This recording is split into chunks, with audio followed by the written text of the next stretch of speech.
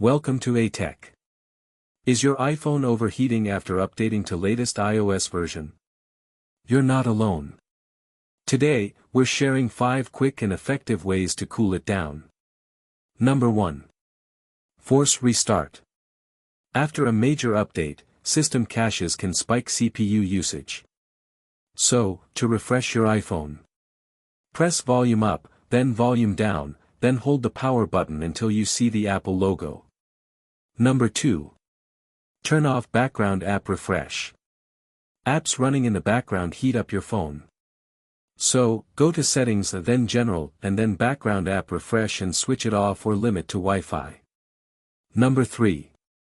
Disable unused location services. Too many apps using GPS equals heat overload.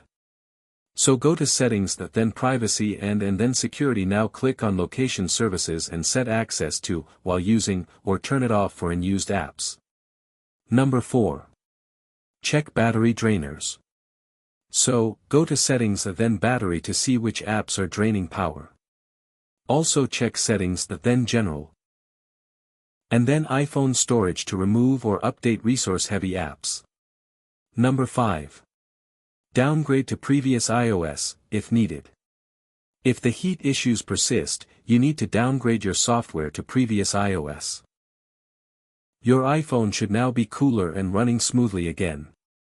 If you found this video helpful, hit like button and don't forget to subscribe for more tech updates.